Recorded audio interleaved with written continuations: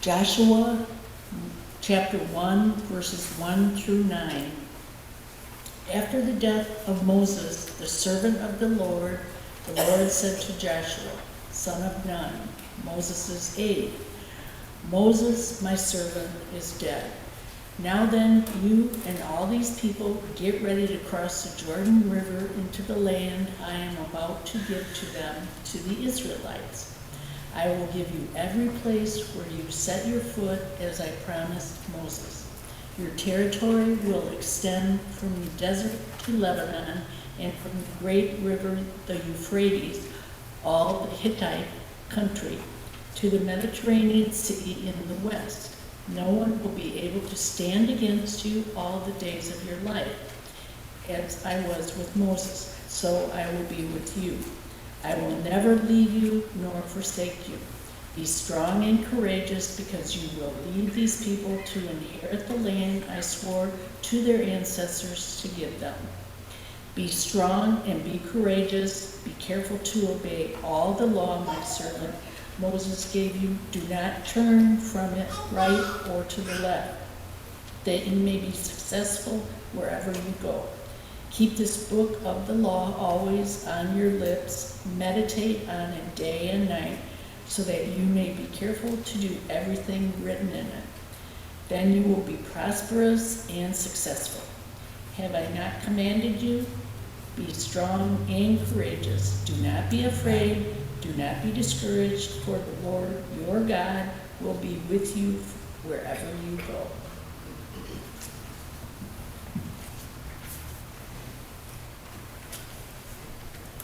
Shall we bow our heads and pray?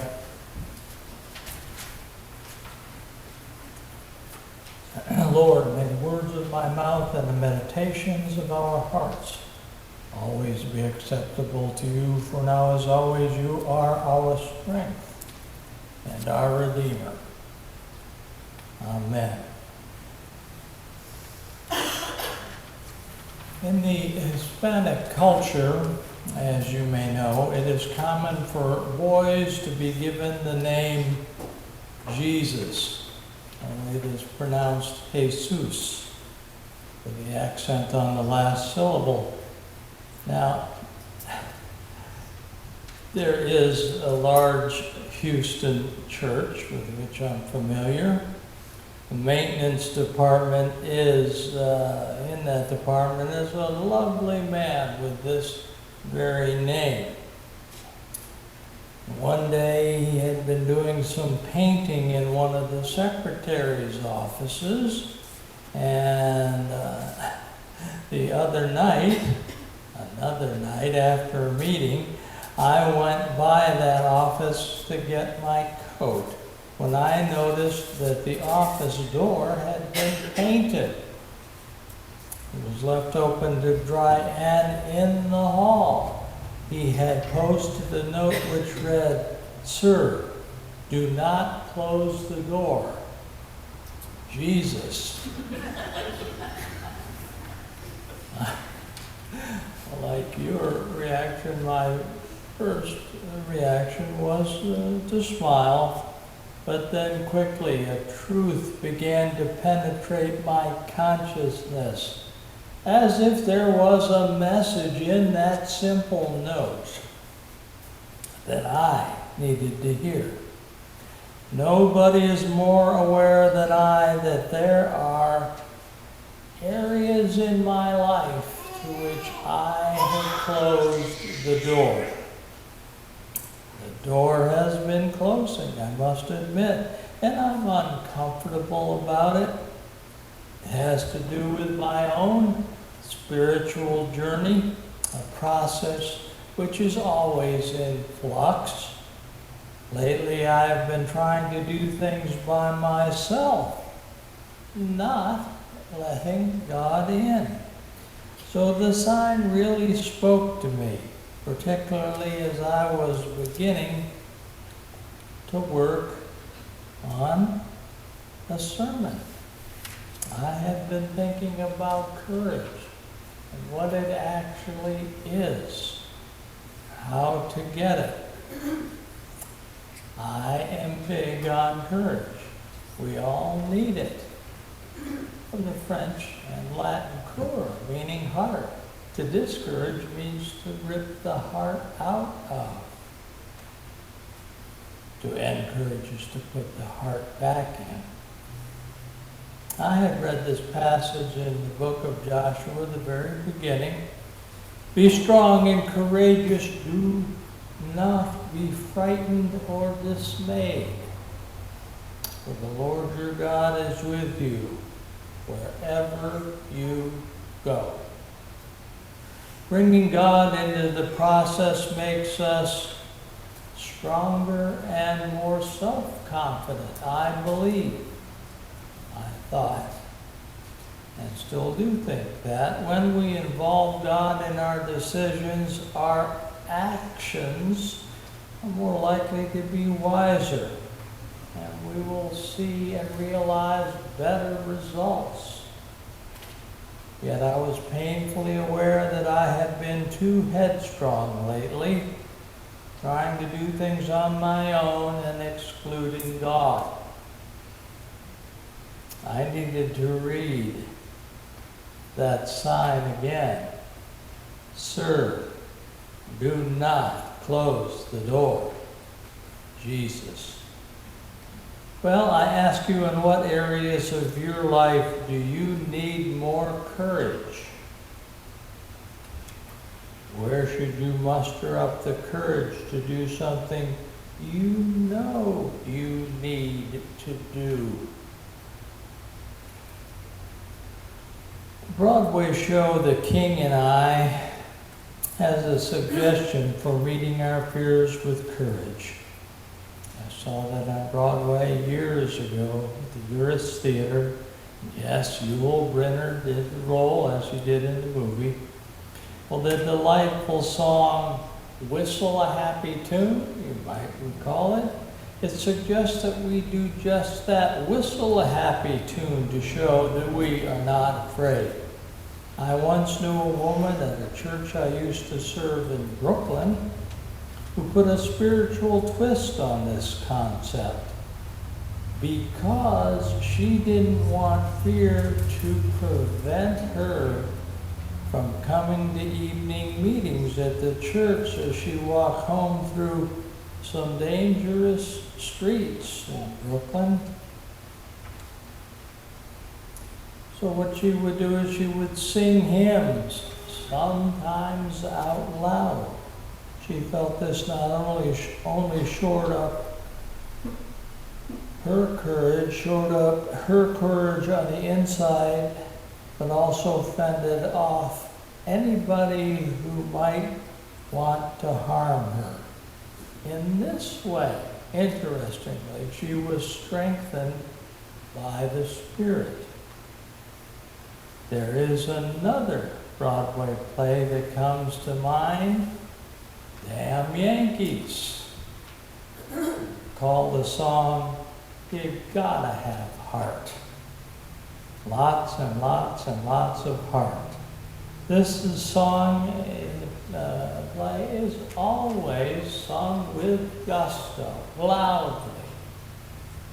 And that's appropriate because the word courage comes from, as I said, the Latin courage, and it means heart. Courage, it's heart.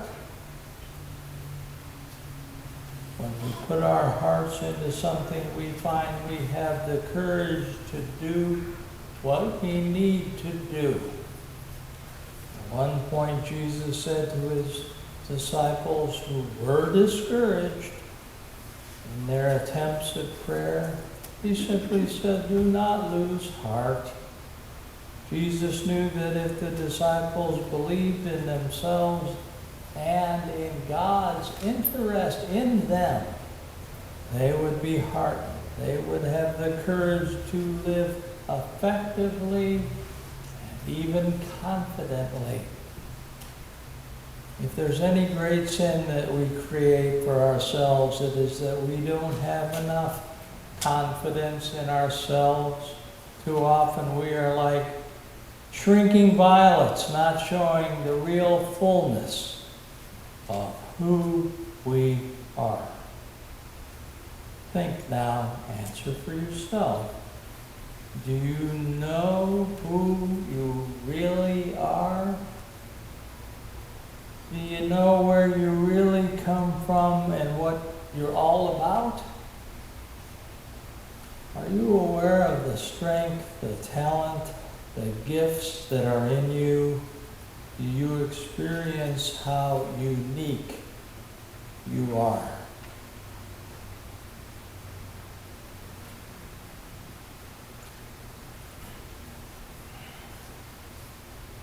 A few years ago in Memorial Park in West Houston, there was something going on there. A friend was driving me through the park in a long black car,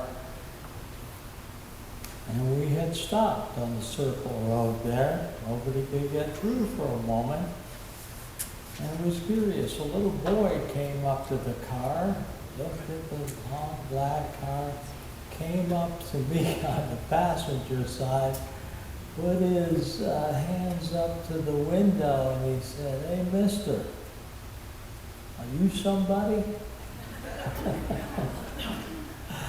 Well, I never got a chance to answer because the drivers ahead of us sped up and we were soon on our way. But I would like to have said, "Son, if you think I'm somebody in terms of being rich and famous, I am not. I assure you, I am not. You wouldn't recognize my name, but I am a somebody. Yes, I am. And you too are an incredible somebody. You are a unique human being. Nobody in the world has your fingerprints except you. Better yet, nobody has your, may I say, soul print. You were created by a God who loved you into life. God did not make any mistakes in doing that. God never makes a mistake in bringing a soul to this earth. God wanted you to be. Now, I could talk about the creation story in Genesis, how God created the moon, the stars, the earth, the lakes, the oceans, the trees and animals, everything on earth. And then, at the end of all that, God created a man and a woman. And God said, "It is good." In effect, God was saying, "I like what I have created." And as the story goes, God breathed the breath into every living soul. God has given us life. If you believe in God, you will believe in yourself, and when you need to muster up courage, I'm not saying it's easy, but when you need to muster up courage to do anything, you will have the heart and strength and resources to do what you need to do. St. Paul said something remarkable to the Corinthians, which I first read as a boy, and I was glad it was true, but I had not yet tested or experienced it. But enough years have passed, and I've seen enough people go through their own rocky periods, so I know that it's true that God never gives us anything that we don't have the strength to handle. Whatever happens to us in life, God gives us what we need to deal with it. We can not only cope, but overcome in victorious fashion. I have an enormous amount of respect, for example, in the 12-step program. It teaches us to acknowledge that a problem is out of control. It's bigger than we are. And then say, "God, I give it over to you, God, the higher power. I surrender myself and my problem. When we can do something as simple as that, God takes over, God completely embraces us, God works from the inside out, and helps us to do whatever it is that needs to be done. 12 steppers learn to say, God believes in me, therefore my situation is not hopeless. God walks with me, and therefore I am never alone. God is on my side, therefore I cannot lose. Therefore, stand tall and claim your good. There is in every one of us a much bigger person than we give ourselves credit for. In fact, each of us, I believe, each of us has a giant inside.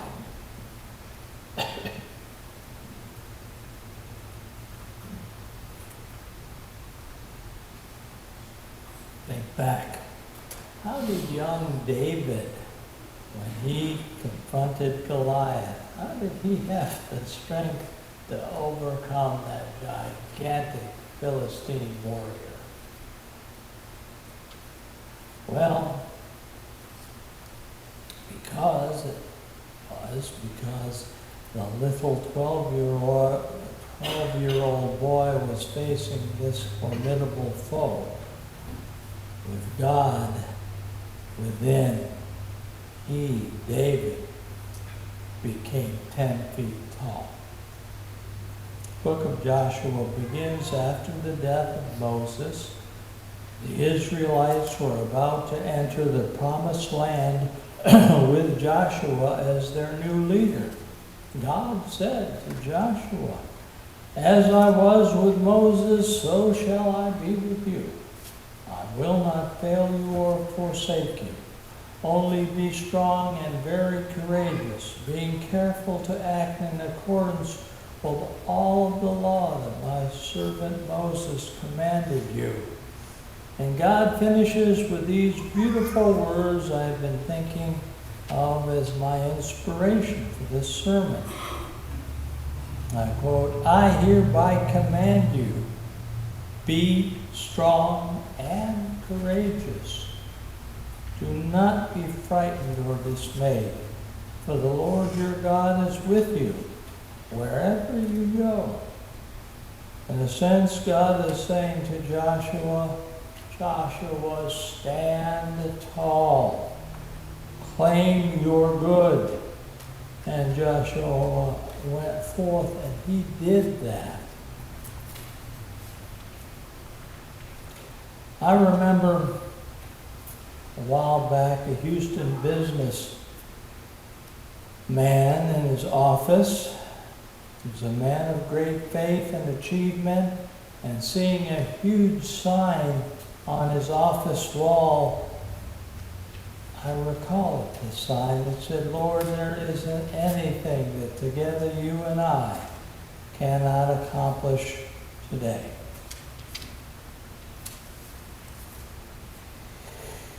So, on this morning, as we tenderly step into the Lenten season, let's remember the words of God to Joshua. Be strong, be courageous, do not be frightened or dismayed, for the Lord your God is with you wherever you may go.